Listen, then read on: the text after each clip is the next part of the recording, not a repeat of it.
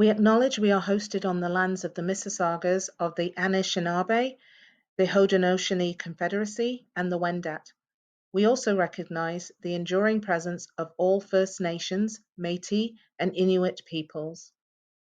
Hello, and welcome to Tips and Tricks for Helping Children Return to School. My name is Afshan Siddiqui, and I am a psychologist with the board. Yvonne Wyndham, a speech-language pathologist, and I will be presenting you with some ideas to make your students' transition back to school as easy as possible. We have several videos in a collection of videos that we hope you'll have a chance to view. This particular video is on getting ready for school expectations. Some of the other topics that we cover are preparing for change, making connections, improving focus, and managing feelings of anxiety.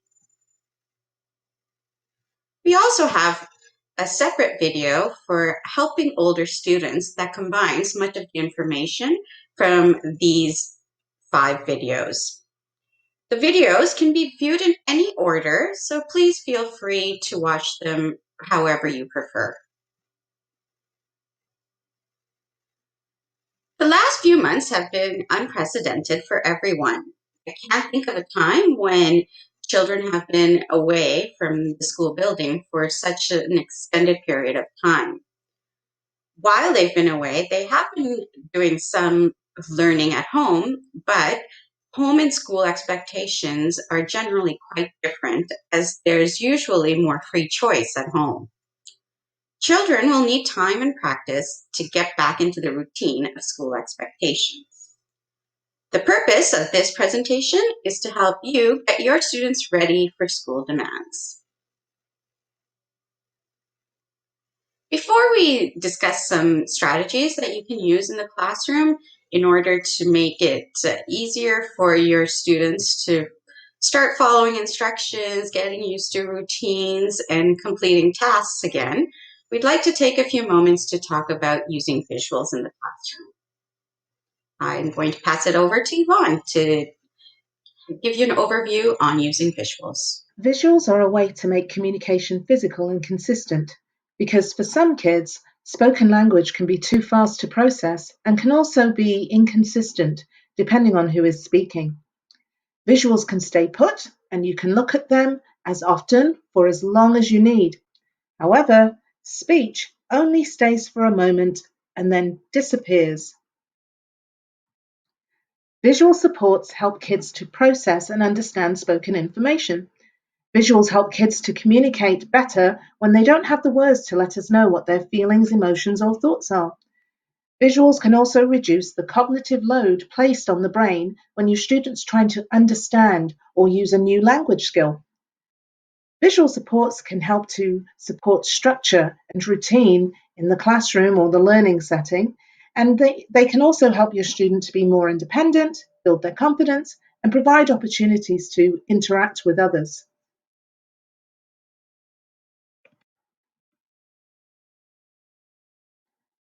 So basically, visuals are anything we can see. There are a range of symbols that can be represented by different visuals. In the hierarchy of visuals, objects and photographs would be easier to understand than words. Children who are not reading would really benefit more from a picture. Objects are the most concrete and easiest visual to understand. For earlier developing children, so those students whose cognitive and language abilities are somewhat limited, real, actual-sized objects may be required. For others, miniature objects may be enough. Photographs are the next type of visual in the hierarchy. And line drawings in color are easier for some kids to understand than black and white. Words are the highest, most abstract level of visuals in the hierarchy.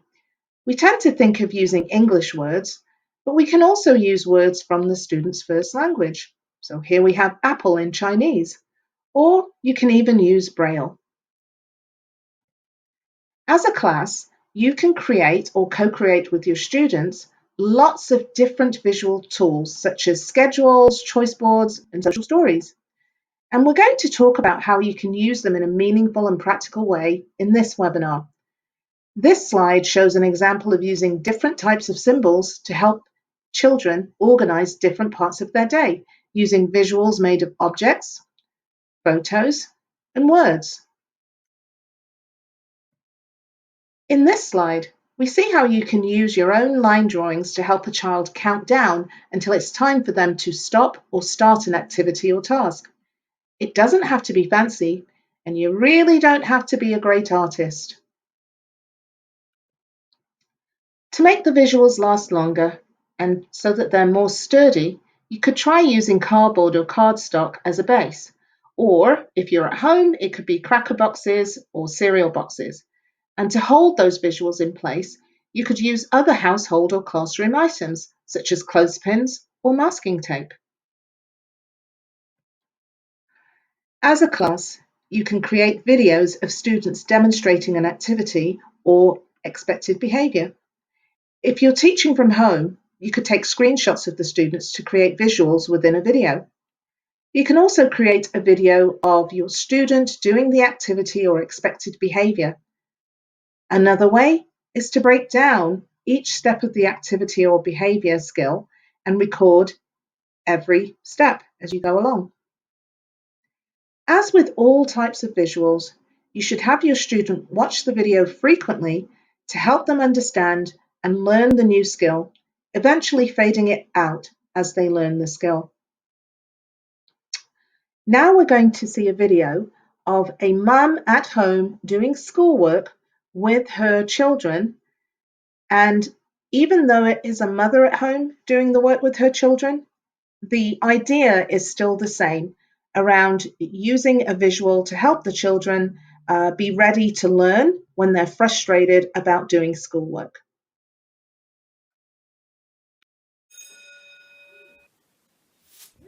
Mom, I don't get this. I need help. Okay, let me take a quick look. I don't get this word. It's so frustrating. Okay, I'll get back to you. Let me take a look.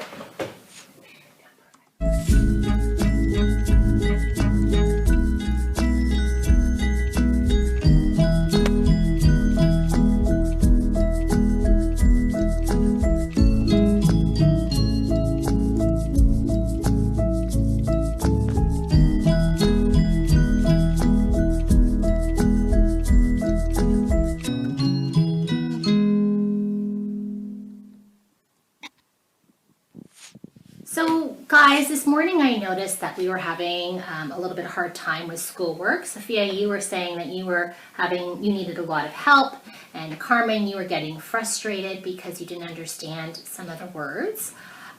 So I thought maybe we can come up with a strategy to help us. And one of the things that I was reading about was something called a social script. And I looked online and they had a couple of good ones, but I think what we need to do is come together and with some good ideas that work for us in terms of what we can do when we don't understand what we have to do with our schoolwork. So when there's something that you don't understand, can you figure out a couple of things that you can do to try and help yourself understand the instruction a bit better? I think I can read it again. Perfect. Yeah, you can totally reread it again because maybe there's something that you missed at the beginning. Is there anything else?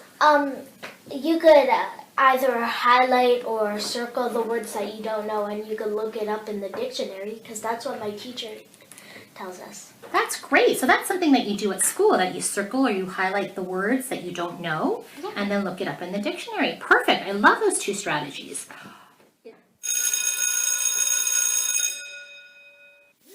Okay, guys, let's take a look at the social script that we wrote and read it together. Sometimes when I try to do schoolwork, I feel frustrated. When I feel like that, there are some things that I could do. I can read it again. I can circle the words I don't know and look them up in the dictionary. I can ask my sister. Or I could call a friend. If I still don't understand, I can email my teacher or ask my mom and dad.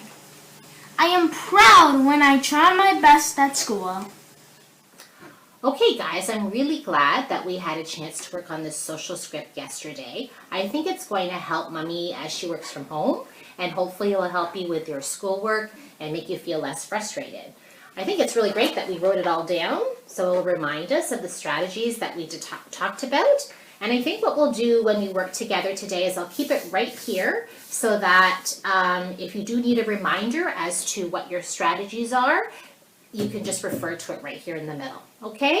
Okay? The strategies for task completion and following routines that we will be covering in this video include use of choice, reinforcement, and having a break system.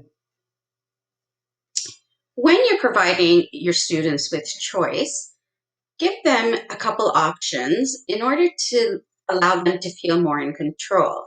While the staff members are the ones who are structuring the choice of the tasks, allowing the students to have a decision in what they're going to be doing allows them to feel like they have also had some input into what's happening. When the students are feeling more in control, they can be more willing to do what's being asked and feel better about the situation. You would give your students two options. At first, when they return to school, you would probably want to start with activities that they enjoy doing. Ask them to choose between these two options. So if they like, whether they like to do a puzzle or they like to do a picture, activities can be anything that they can do independently. Try to use pictures or objects with younger students or those with special needs in order to make the options really clear to them. So you could ask them, do you want to do a puzzle or do some coloring? Gradually, you would want to ask your students to start to do less preferred activities. So, for example, do you want to do math first or science? It also, when you provide choice, the choice doesn't necessarily have to be the choice of activities. It could also be when the activity is being done. So would you like to do math now, or would you like to do it in 5 minutes?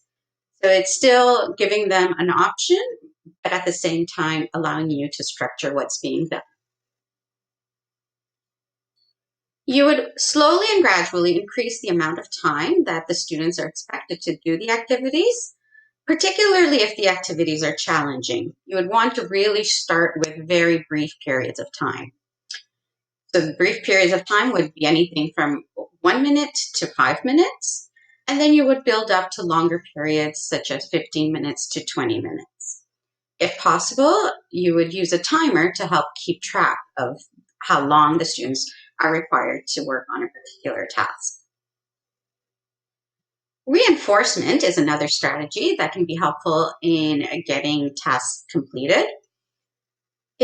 Reinforcement is a way to change behavior. When you follow a behavior with a positive consequence or reinforcement, the targeted behavior is more likely to increase. So if you give your students a reason or motivation to perform a certain task, that is more likely to make them more motivated or willing to do what you're asking them to do. And then they're more likely to perform the behavior again at another time. Here are some ideas for reinforcers that you can use in the classroom. Some free time, fun class activities, praise, one-on-one time with a staff member, and use of technology.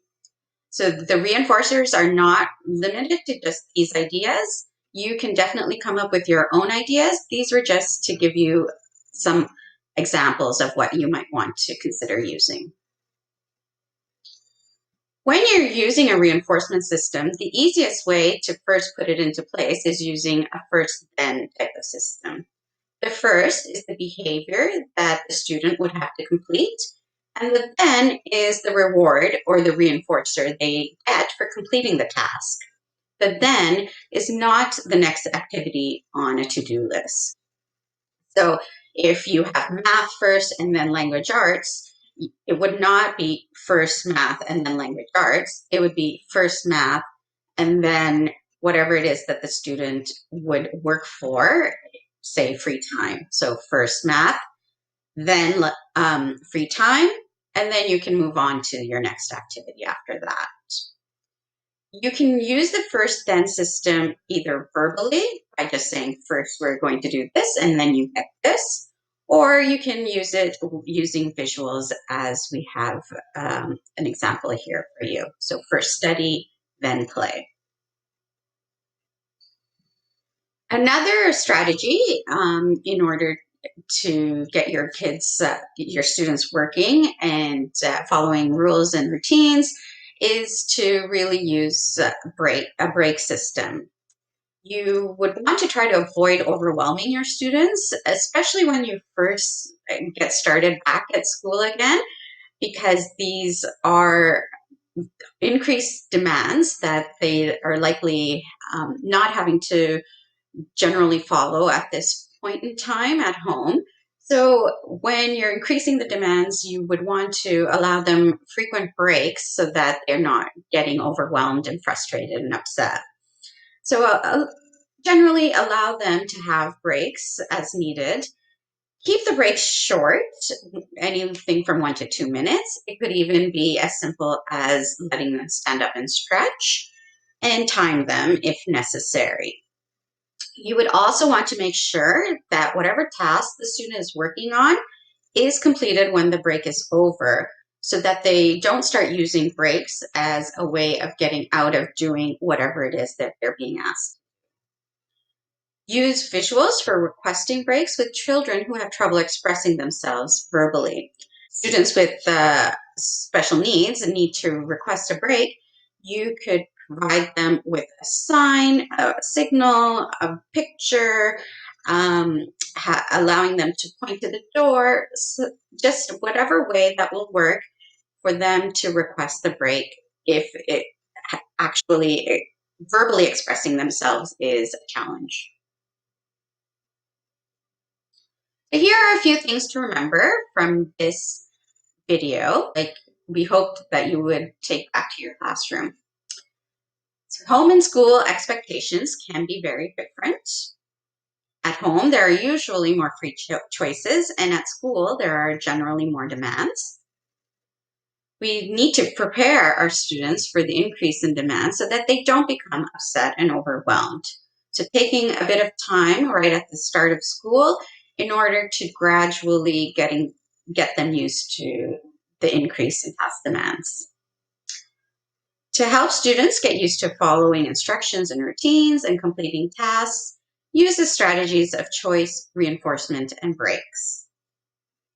Use visuals whenever possible with students who have difficulty communicating their needs so that they understand the expectations of what is required and also to help them express their needs.